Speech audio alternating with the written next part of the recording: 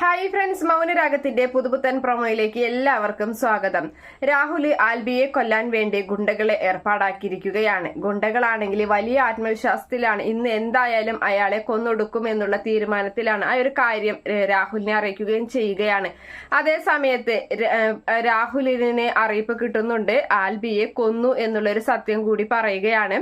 അങ്ങനെ രാഹുൽ നല്ല സന്തോഷത്തിലാണ്. ഇനി എന്തായാലും അവന്റെ മരണവാർത്തയായിരിക്കും ഉടനെ കേൾക്കാൻ പോകുന്നത് എന്ന് ആ രജിസ്റ്റർ ഓഫീസിൽ നിന്ന് രൂപയുടെ അരികിൽ നിന്നും രാഹുൽ ചിന്തിക്കുകയും ചെയ്യുകയാണ്.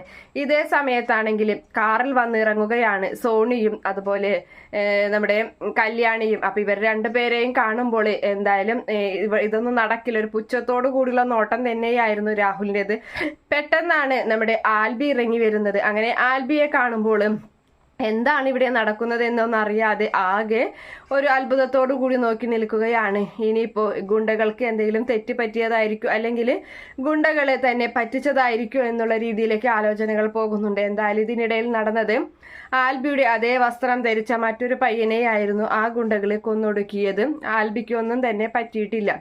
അങ്ങനെ ആൽബി വന്നിട്ട് രൂപ പരിചയപ്പെടുത്തി കൊടുക്കുന്നുണ്ട് രാഹുലിന്. അപ്പോൾ ആൽബി പറയുന്നുണ്ട്, എനിക്കറിയാം, എനിക്ക് നല്ല രീതിയിൽ അറിയാം, സേനൻ അങ്കിളിനെയും ആന്റിയെയും അകറ്റിയ ആളല്ലേ എന്നൊക്കെ ചോദിക്കുമ്പോൾ രാഹുൽ ആകെ അവിടെ നിന്ന് വിയർക്കുകയാണ് ചെയ്യുന്നത്. അതിനുശേഷം രജിസ്റ്റർ ഒക്കെ ചെയ്യുന്നുണ്ട്. സ്വത്തുക്കള് പകുതിയോളം ആൽബിയുടെയും സോണിയുടെയും പേരിൽ ഒപ്പിട്ട് കൊടുക്കുകയാണ് നമ്മുടെ രൂപ ചെയ്യുന്നത്.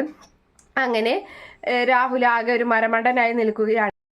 ഇതിനിടയിലാണെങ്കിൽ സേനൻ മറ്റൊരു കളി കളിക്കുകയാണ്. രാഹുൽ എന്തായാലും തന്നെ ആരും പിടിക്കാൻ കഴിയില്ല, താൻ ചെയ്ത ആ കുറ്റകൃത്യങ്ങളൊക്കെ മറച്ചു വെക്കാൻ ശ്രമിക്കുമ്പോഴും സേനൻ അതെല്ലാം കുത്തിപ്പൊക്കി രാഹുലിനെ ജയിലിലാക്കുകയാണ് ചെയ്യുന്നത്. രാഹുലിന്റെ ആ കൊലപാതക ശ്രമത്തിനും അതുപോലെ കൊലപാതകത്തിൽ കൊട്ടേഷൻ കൊടുത്ത ആ ഒരു കാര്യത്തിന്റെ ഒക്കെ പേരിൽ രാഹുൽ ജയിലിലേക്ക് പോവുകയാണ്. അതിന് മുൻകൈ എടുക്കുന്നത് നമ്മുടെ സേനൻ തന്നെയാണ്. അങ്ങനെ രാഹുൽ ജയിലിലാകുമ്പോൾ എല്ലാവർക്കും ഒരു സമാധാനം തന്നെയാണ് ഉണ്ടാകുന്നത് രൂപയുടെയും സേനന്റെയും ജീവിതത്തിൽ. രൂപയോട് കുറെ കേണപേക്ഷിക്കുന്നുണ്ട് രാഹുൽ, എന്നെ പുറത്തിറക്കണം എന്നൊക്കെ പറയുമ്പോൾ, പക്ഷെ രൂപ നിസ്സഹായനായി അഭിനയിക്കുകയാണ് ചെയ്യുന്നത്. അതിനുശേഷമാണെങ്കിൽ നമ്മുടെ സോണിയുടെയും ആൽബിയുടെയും വിവാഹം നല്ല അടിപൊളിയായി തന്നെ നടക്കുന്നുണ്ട്. ഇവരെല്ലാവരും അമേരിക്കയിലോട്ടും പോവുകയാണ്. അങ്ങനെ സന്തോഷത്തിന്റെ നിമിഷത്തിന് വേണ്ടി രാഹുലിനെ പൂട്ടിയിടാൻ പറ്റുന്ന അവസരം സേനന് മുതലാക്കുകയാണ് ചെയ്യുന്നത്. എല്ലാ ചുവടുകളും തകർന്ന് രാഹുൽ അങ്ങനെ ജയിലിൽ അഴിയെണ്ണുകയാണ്. നമുക്ക് വരുന്ന എപ്പിസോഡിൽ കാണാൻ സാധിക്കും. Okay friends, by, thank